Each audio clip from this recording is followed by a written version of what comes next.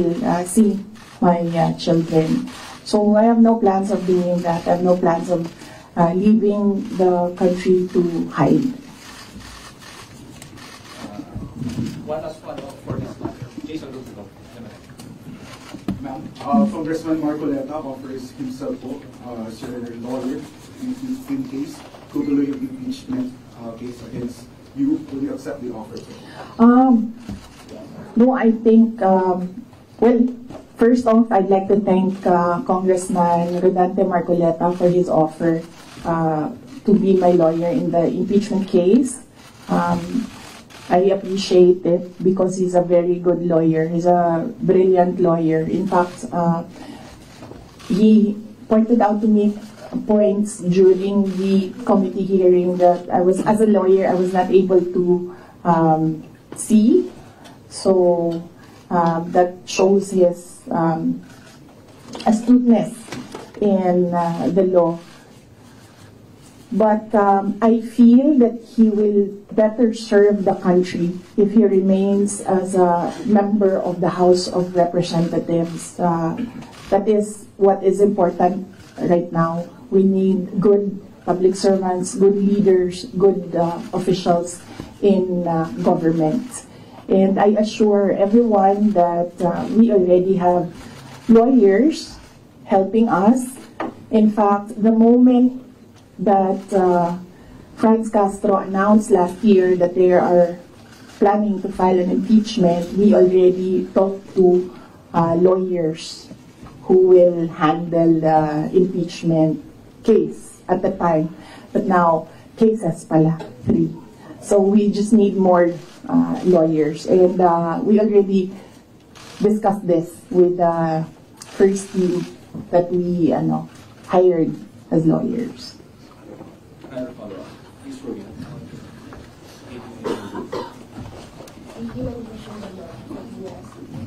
Yes, ma'am. I just want to ask how are we preparing, or what are our preparation, and how are we going to respond to the impeachment for the worst case scenario? Oh, okay.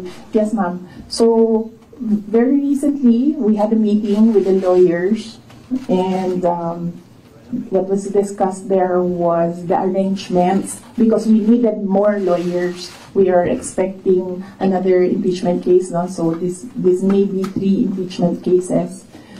So, and then we will await an official copy of the articles of impeachment so that they can prepare the defense. We already have advanced copies of what was filed in the House of Representatives, and they're starting preparatory works right now. Sorry, sir.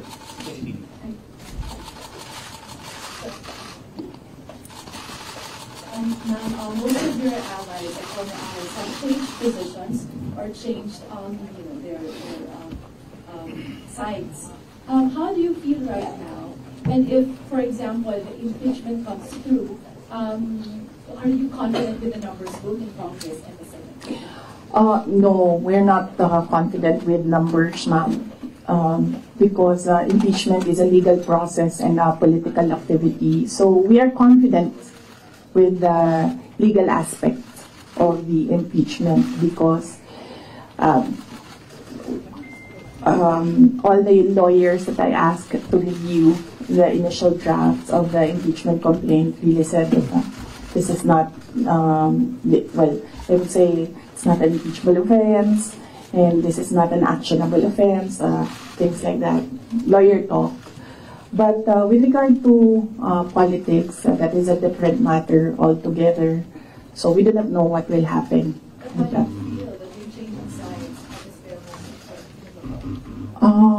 Well, that's politics.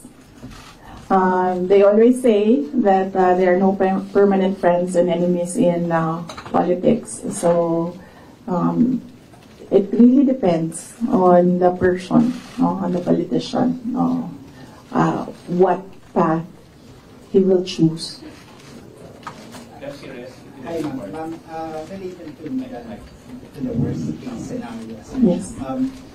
The House and Government Committee said that they are eyeing the possibility of filing plunder, technical malversation, and falsification charges, among others, against you and several other officials of the OVP and formerly with the DepEd in relation to the alleged misuse of the confidential funds. Have you discussed this already with your legal team, with any of the lawyers, and what can you say that it's a very heavy case plunder? Yes. Yes, oo. We have an inventory of possible cases to be filed because right now it's only the 2 impeachment cases that are filed with the House of Representatives. All the other cases, we have a list, we have an inventory, and we have lawyers assigned for each case. Usually cases that are similar, we assign it to one lawyer. And then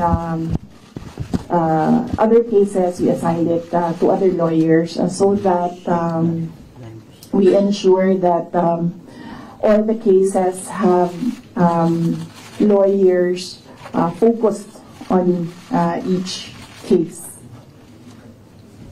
Another follow-up. Dennis Samito po from Bobo Radio Philippines. Ma'am, na-consult niyo na ba yung family niyo about this? Dahil kanina nabanggit niyo sa mga lawyers about sa family. Si PRRD, nakausap na po ba ninyo? And ano yung payo mo sa inyo? Hindi pa kami nagkausap ni dating Pangulong Rodrigo Duterte. I expect na magkikita kami as usual sa December 24 sa bahay ng mother ko. Likely, baka doon namin mapag-usapan yan kung man mapag-usapan namin dahil madalas kasi kapag nagkasama-sama yung pamilya, lalo na pag nandyan yung mga apo, ay yung mga apo yung pinag-uusapan ng pamilya. Nagsabi si Pangulong Duterte na magpapadala siya ng pera para sa pambayad daw ng mga abogado kasi alam niya na napakaraming mga abogado ngayon ang kinuha para sa iba't ibang mga kaso. Pero nagsabi na rin ako through my brother, kasi yung kuya ko yung sinabihan niya, nagsabi ako na huwag na lang siya magpadala ng pera dahil nakapaghanda naman na kami para sa impeachment case. Kasi sinabi niya impeachment case. So sabi ko, nakapaghanda kami sa impeachment case. Kasi nga, last year, nag-announce na si Franz Castro ng impeachment. So the moment na sinabi yon, and the moment na nakita namin na tuloy-tuloy yung attacks against me, ay naghanda na rin kami para sa mga abogado. Sara from Straight Time Singapore. Ma'am, you already mentioned that your lawyers are prepared to answer the impeachment cases, but the opposition groups who have filed the complaints against you are accusing you of being evasive in your answers in the alleged corruption and misuse of millions of confidential funds. Ma'am, baka you can offer an explanation also to taxpayers how kung above board po ba talaga yung paggamit nitong mga confidential funds para matapos na rin, ma'am, yung question once and for all. Yes, ma'am. I'm not being evasive. If you are referring to the budget hearing and the hearings in the House of Representatives, I'm not being evasive. I am not answering the questions because they have no authority to ask confidential questions. I am answering questions about the use of the money in the Commission on Audit, and there is no, you ask the Commission on Audit if there was anything at all that they can say or see that we are not cooperative with the audit. So it is wrong to say that I am evasive. I am definitely not answering questions about the use of the fund, about confidential funds, because it pertains to national security and the lives of the people involved in intelligence operations. And yes, as I said, we have fully cooperated with the audit process of the Commission on Audit, who has the sole jurisdiction to ask questions about the use of confidential funds. In fact, 2/4 of the Department of Education are already cleared by the Commission on Audit, but it is still being questioned inside the committee in the House of Representatives. So that is the reason why I am not answering questions from the House of Representatives. Plus the fact that, as I said, it is an attack. It is a political attack. If you are in aid of legislation and you want to legislate about confidential funds, you do not target one office and terrorize and torment the employees of that office.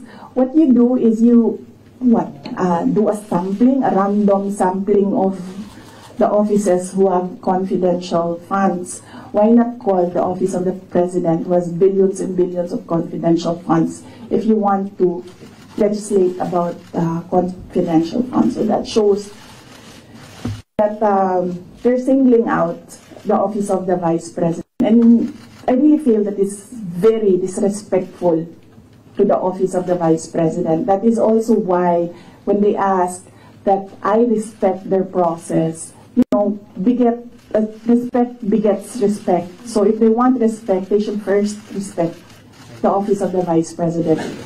That is what I was saying, that they don't like me, they don't like my person, they don't like Sara Duterte, but they have to respect the office of the vice president. So if they want to investigate confidential funds, they don't single out one office. I understand, ma'am. VP, just a follow-up. Was it yesterday or the other day, the House also alleges that over 400 names na nag-cite acknowledgement receipts, again, on the issue of the confidential funds, wala daw pong records at the BSA. Ma'am, you could offer an explanation, because we know that this is a legal proceeding, pero pinag-uusapan po siya ngayon, ma'am, sa bahay ng bawat Pilipino. Pakayawan explanation if this is above board, or bakit wala silang birth certificate, ma'am. No, I will not explain.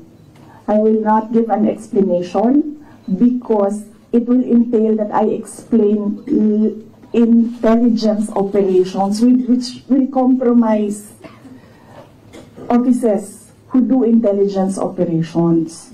It will really compromise how they work. So no explanation will be given to the members of the House of Representatives. One final follow-up from me, ma'am. Then what's your response to accusations that an office like the DepEd and the OVP have no jurisdiction naman to have these confidential funds that are spent for national security? Well, the confidential funds was the first transfer of confidential funds was from the office, from the contingent funds to the office of the vice president, and this was approved by the office of the president. The next year, confidential funds was 2023. We submitted it to the Department of Budget and Management. It was approved by the Department of Budget and Management, and therefore it implies that it was approved by the Office of the President, because it was included in the National Expenditure Program, the NEP. So, and then it was approved by Congress as well. The only reason why we did not use the confidential funds in the fourth quarter for both offices, because I was already flagged by a friend inside the House of Representatives that they will attack you using confidential funds. So yes, it was duly approved by the Office of the President and both houses of Congress, as well as because it was included in the General Appropriations Act. So it was not, we presented it, we defended it, they approved it. We used it, and then the question on utilization is under the Commission on Audit. That is how the system works. They cannot use, or they cannot twist the system according to their personal interests. Really, all these circumstances and events happening surrounding the office of the Vice President is a race to the presidential election in 2028. Unfortunately, they are attacking the office as well. So, dyan ako medyo, and the personnel of the office of the Vice President. So, dyan ako medyo pumapalag. Wala namang problema kung atakihin ninyo ako kasi politiko naman talaga ako. Pero may problema ako pag inatake yung opisina at yung mga kasamahan ko dito sa opisina ng pangalawang Pangulo na nagtatrabaho lang. Al Jazeera. Good afternoon, Madam Vice President. I'm just going to pick up on Mara's line of questioning. You said, and I understand your explanation about these confidential funds haven't been approved by several layers in the government. But maybe, just to go back to the basics, if you can explain to ordinary Filipinos why the Office of the Vice President needs confidential and intelligence funds. Okay, yes. For the Office of the Vice President, it's not the first time that the office has granted confidential funds. During the time of Vice President Binay, the office was already given confidential funds. The confidential funds we use in relation to our work and national security. All the projects and the programs of the Office of the Vice President target poverty alleviation. There is a direct correlation between poverty and national security. So what we do is we want to target the areas where we put our projects so that we achieve peace and order, security. So we don't want to our projects put in areas where it is not needed for poverty alleviation. So we want to prioritize the areas. And the only way to do that is to use confidential funds to purchase information. So where are the target areas? We need that so that our projects will serve these areas. So that's why we needed the confidential funds. In the Department of Education, there is a correlation as well of the education and national security. In fact, that is one of, there is a correlation as well of education and national security. There are so many threats to education, not just insurgency, and threats to Department of Education personnel and students as well. And we wanted to target projects of the Department of Education as well in the most vulnerable areas and schools. That is why we needed confidential funds. It's all about national security. And the position of the Office of the Vice President and the Department of Education is that national security is a holistic concept. It's not just one, like territorial defense, sovereignty. No, national security is about food security. It's about quality of education. It's about poverty alleviation and everything else that we need to do as a country to get us out of this poverty rut. But you are in the NTF-LCAP, so couldn't have your offices work with the NTF-LCAP as well as other government agencies that actually have national security mandates? In the NTF-LCAP, they are only about ano yung meaning ng LCAP? And local armed conflict. And local community armed conflict. And local, LCAP. So that is very specific to that local conflicts and communism.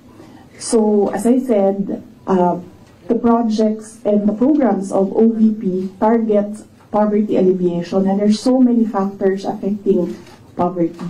And there are so many threats to education, not just insurgency. But there are also other government agencies with national security mandates that you can work with, your offices can work with. Yes, that is true, but we work far faster if we are allowed to purchase information and target our projects immediately on the certain school or certain barangay or certain municipality. We move faster if we can target our projects.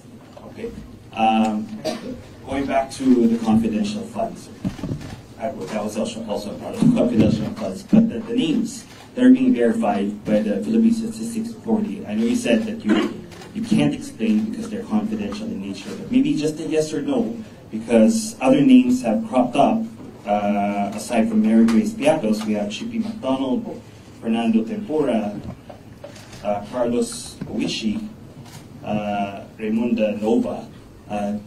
These were mentioned in a column at the Philippine Star, and Joel Chua, Congressman Joel Chua was quoted. Are yes or no, are these code names? Nakalimutan ko yung sagot ko. Sandali. I cannot explain confidential funds because it will entail explaining intelligence operations. And there is a law that prohibits officials who gather information because of their office to divulge it in public. So it's the Anti-Graft and Corrupt Practices Act. There is a specific provision of law. You cannot divulge confidential information that you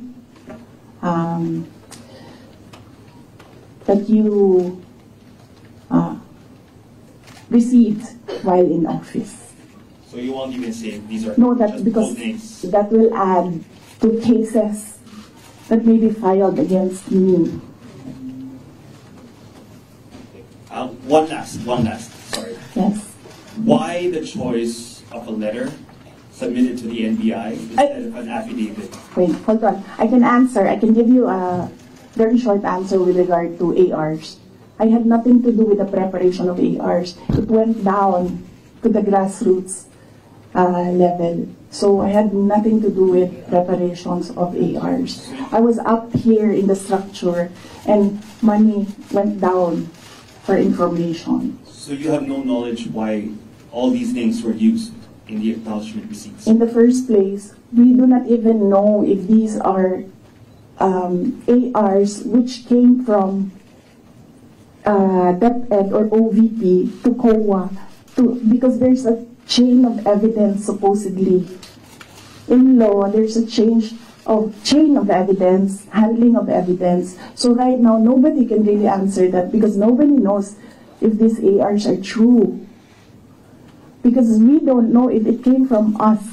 That's what they're saying. That's what they're alleging. Yes, that's what they're saying. Came from the OVP, submitted to COA. Yes, but there is a legal process in the custody of evidence. So right now, we really cannot say if the ARs came from us, because the ARs that are with us has not been checked with the ARs that are with them. You're denying that the ARs came No, from I'm just saying that we do not even know if the ARs with us are the ARs that are with them, because the ARs from the field, going to the office, going to COA, that's not how you do legal work. It's not how you do legal work. There's a very stringent process in evidence. That is why even if there is no law prohibiting a person from divulging confidential information, person cannot answer that because we do not know if that paper that they're holding was a paper that came from the OVP and DepEd. because there was no marking of exhibits. That was what I was telling Congressman Chua. You cannot ask the OVP personnel to say yes or no to an exhibit that was not marked as real and true, as correct, and as a faithful reproduction of the evidence of the office. So would your offices then be willing to certify? No, because there is no question about that from the Commission on Audit. It's only a congressman saying that this paper and asking what is this paper about. There is no case, and that is to ask that about the paper is the sole jurisdiction of the Commission on Audit. Okay. So then if the Commission on Audit asks, that is what I was saying. We have been fully cooperative with the Commission on Audit. Everything that they asked for, we submitted. That is why there was a partial disallowance only. And even then, we are not yet finished with the process because we can still submit documents that are required by the Commission on Audit. That is the problem right now. As I said, they are doing work that they are not that is not under the mandate of the House of Representatives. They cannot audit. They cannot question at all. They cannot make me answer and say that we represent the taxpayers and you have to answer. No, I will only answer to the Commission on Audit because that is the body who can ask us questions about the fund use. Next question. Katanungan, ABS-CBN.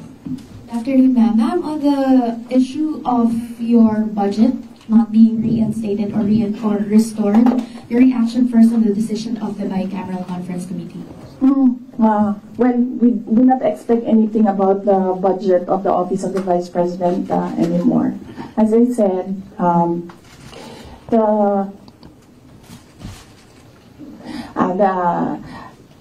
before I was saying that I am not the problem. I've been saying that I am not the problem. The problem of the Philippines is kahirapan, kagutuman, corruption, and all the other peace and order issues.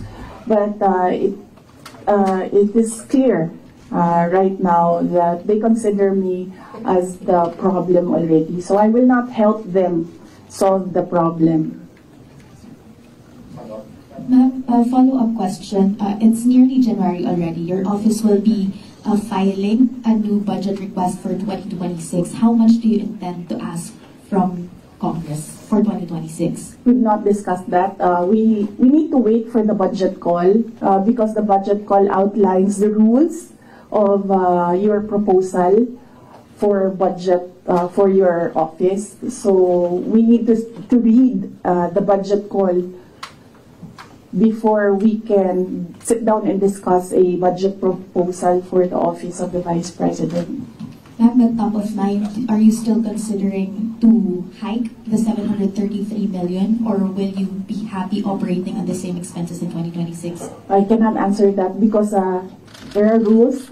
They usually put conditions in the budget call and we really need to read the budget call to draft a proposed budget.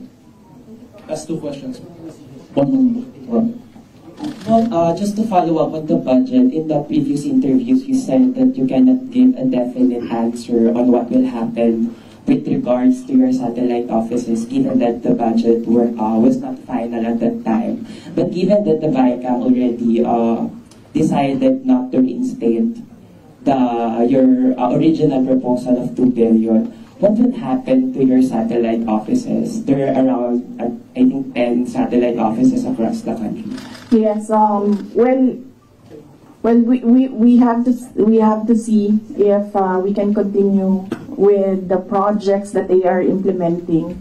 We need to see if the projects are still there, and then if they can still implement the projects. So that is something that we have to discuss with the Execom of the Office of the Vice President. Ma'am, nandun po ba yung possibility of shutdown? And then ano po yung nasabihan na po ba yung mga affected personnel just in case na magsha-shutdown nga po mga satellite offices? Galing sa central office ng Office of the Vice President, wala kaming sinabi sa kanila. Pero since nababasa naman nila sa media yung nangyayari sa budget, I am sure that they are preparing themselves as well. Ma'am, good afternoon, please. Ma'am, it was mentioned before na po out in security na papalitan. Meron na po bang update dito? At saka, sumulat po ba kayo sa AFP regarding this? Yes, wala pang update doon sa pull-out and replacement. Nag-aantay kami sa Armed Forces of the Philippines kung kailan nila gagawin yon. Yes, nagpadala ako ng letter sa Chief of Staff ng Armed Forces of the Philippines. Meron lang akong mga nilatag doon na mga requests. Pinakauna doon is hindi na kami tatanggap, hindi na ako tatanggap ng replacements. So kung magtanggal sila, hindi na nila i-replace. Iwan na lang nila kung ano yung maiwan. And kung wala mang maiwan dahil tatanggalin nila lahat, I already said that I will seek security arrangements outside of the Armed Forces of the Philippines already. Mag-outsource naman kayo. Kasi normally naman, di ba, pag Vice President, may naka-designate dyan from the AFP, from the PFP. So, dahil nga, yun nga, may pull out, and so ang plano nyo para mag-outsource na lang kayo. Yes, we are exploring private security services. Yes. So, my husband. Huh? Would that be construed as a private? No, because there are professional security services. So that's not considered as a private army.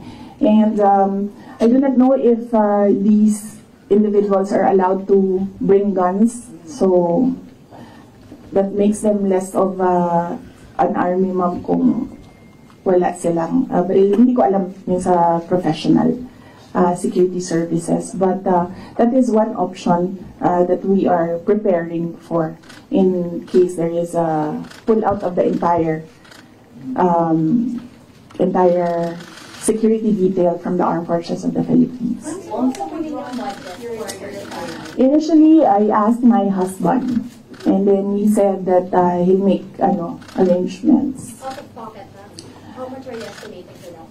Well, wala pa kaming we have not requested for proposals yet from service providers. We have not requested a proposal yet. So, but Security agencies that I think only Filipino organizations or agencies are allowed that kind of service within the Philippines. I think, Mama, I do not know. But I know that they are Filipinos, yes. do you feel secure about No, I don't. your children? No, ma'am. No. But, no, I do not feel secure. As I said, that there's always been bias because when we see, say for example, DOJ, iniimbestigahan nila yung press con. Pero hindi nila iniimbestigahan kung bakit kami umabot doon sa press con na yon. Iniimbestigahan nila ang threat ko, no?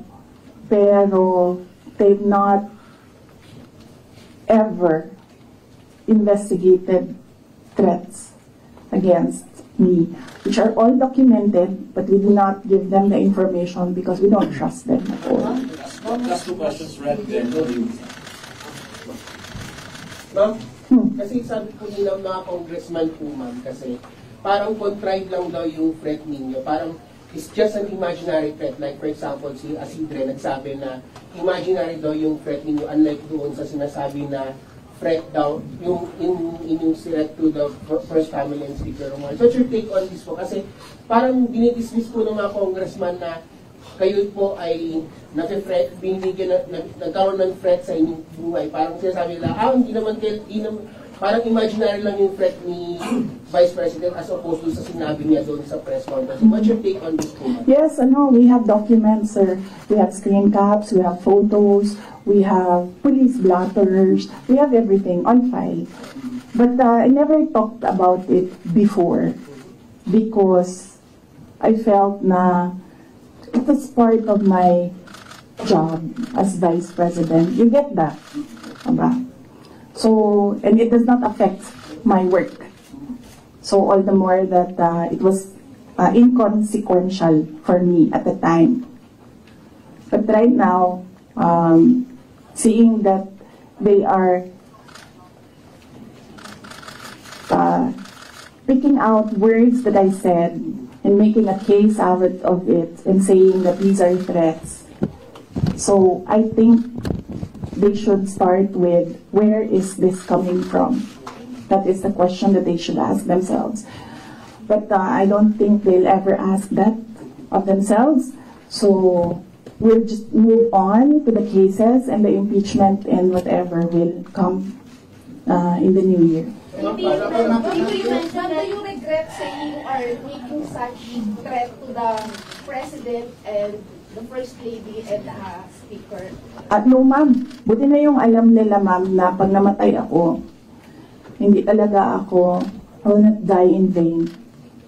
You mentioned the 2028 presidential elections that all of the attacks of the Marcos government really now is all connected to 2028. The last time, the sitting vice president, a very popular sitting vice president, was investigated for corruption allegations and refused to respond in the public forum. Natalo po siya sa elections, and I'm referring to former Vice President Jeldo Marbinay. Ma'am, are you concerned that your enemies would be able to turn public opinion against you and it will hurt any potential plans of you running for president? You're leading surveys as early as now. I've not seen the recent surveys, but yes, that is what they are trying to do, turn public opinion. That is the strategy. Wala audio.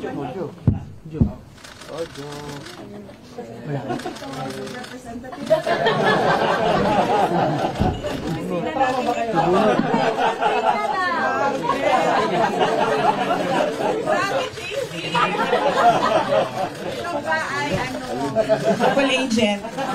Wala audio. Wala, nasa ibang speaker. Nasa kabilang speaker. Yes. Love. Ilipat po ang audio. Speaker. Nasa kabilang speaker yung audio. Nasa ibang speaker. Nasa kabilang speaker.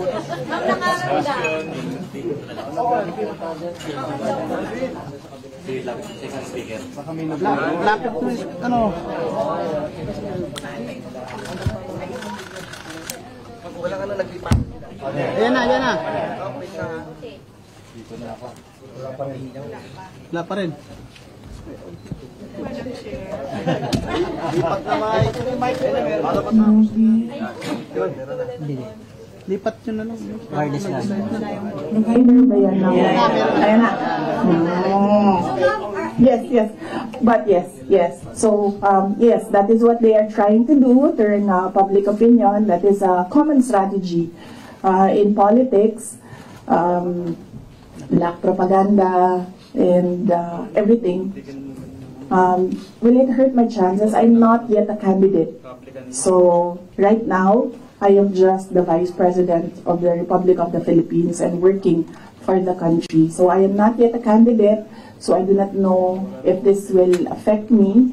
Maybe my decision in 2026 will consider what is happening right now, but I cannot really say with finality what will be the considerations for me to decide to run for president. As I said, just give me the last quarter of 2026. I think that is the best time for any presidential candidate to decide to run. Ma'am, pero do you think po, ma'am, kasi ito, lumalabas yung keyword ngayon, binibinay. Para kayong ginagawang binay yung task for former Vice President Jeldo Marbinay. Do you think po, ma'am, binibinay kayo ngayon kasi malakas kayo ngayon this survey and possibly tinutukod nila kayo para mawala yung political doubt niyo sa 2028? Yes, oo, yan naman ang sinasabi ko eh. It's all, these are all political attacks. From the attack from the left on the confidential funds, the meeting with the Speaker of the House of Representatives, and the attack on the budget, and the other attacks that you see in social media. So these are all directed to remove me from the race, yes, and then of course remove me from office. Ay, that needs a sit down. Ay, naku. Talaga. Sasabihin ko sa'yo, you know, paano ko nalaman na gusto ni, na plano or gusto ni Martin Romualdez na mag-president? Ay, naku. Halaga. Sasabihin ko sa'yo. And this is personal knowledge. Kasi narinig ko talaga. I was there. So, kaya alam ko sa simula pa lang, nung narinig ko yun, okay. Wala lang din sa akin yon. Kasi lahat naman pwedeng tumakbong presidente. Diba? Ang hindi ko lang in-expect, yung gagamitin mo yung buong gobyerno para sirain yung isang tao. Yan din. Kailangan magdesisyon ng taong bayan. Gusto niyo ba ng Vice President Martin Romualdez? Yan ang tanong. Kasi, yan naman kasi talaga yung plano niya. So, kailangan mag-decide ng taong bayan if you want somebody sitting there na hindi ninyo binoto. Thank you. Ma'am, are you determined to stay as Vice President? No, I'm at peace. I'm at peace with whatever happens to me. I've already accepted that whatever happens to me, that will be God's purpose for my life. So I am at peace staying and finishing my term because that is my contract with the Filipino people, and I am at peace going if I will be removed from office. Okay, thank you. Taken out of context, nung sabihin niyo yung regarding sa kay President, the First Lady, and the Speaker. Hindi ma'am, ang tinake out nila of context is tinanggal nila yung kung yon at iniwan lang nila yung gusto nilang gamitin. Yun yung sinasabi ko na taken out of context. Dapat when you appreciate the message, you should take all the words together and not just take out the things that you want to use against the person. Mabalik ako ng mabilis lang. Yes, sir. Security ba? Kapag nag-hire ka ng mga private individuals, first time na nangyayari. Yes. Di ganitong klaseng set. Ba't ka umabot sa ganito at saka kung matuloy yun, that would give an impression mas makakatiwala sa mga private individuals kaysa dun sa mga people in the armed services. Yes, sir. Kasi sila din naman yung gumawa nun, sir. Ang sinasabi ko lang naman sa kanila is, kasi sinasabi nila palitan, sir. Mahirap kasi, security is fundamentally a trust and confidence position. So it's difficult to entrust your life to somebody you really do not know, and that's you just put there by somebody who you do not trust as well. So it's a very difficult position, and well, it's a very difficult position, and I actually pointed it out to the Chief of Staff of the Armed Forces of the Philippines. I told them that there is a line of succession. You're supposed to protect your number 2, your 1 and 2, because that is your reserve. Because one day, if you do not protect your 2, one day you have no 1. If you don't have a 2 and you don't have a 1, you don't have any 1. Diba? That is in the Constitution, and they are supposed to protect that line. Oo. Sabi niya, may 443 Mabalik na naman tayo. 443 last year. Oo. Out of the 865 that employees only. So, with that regard, yung plano yung pag-outsource ng private security, do you plan to get that same number of security or much higher, considering that you said that you have Yung 400 plus, approximately 400 plus, it was combined PNP and AFP personnel. When the PNP pulled out all the personnel of the PNP, ang naiwan na lang is 334. AFP personnel, and not all of them are working for security. Some of them are working for admin, some of them are working for budget, some of them are working for supplies. So there's a lot of, there are several offices inside that unit that don't work for securing the person. They work for operations of the entire unit.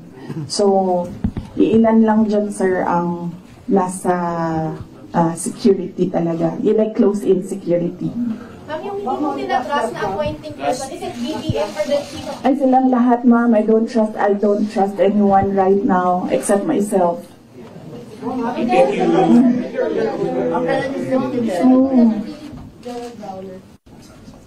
Hindi ko na maalala. Ito lang nakaraan. I think this week siguro or last week. I don't trust my memory on that, pero very recently. Yes. Thank you.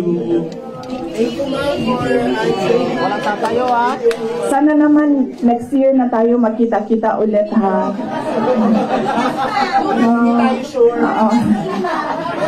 Sana naman sa January na, please. Ha? Kuyang. Yes, oo. Manong. Manong. Manong. Kuyang.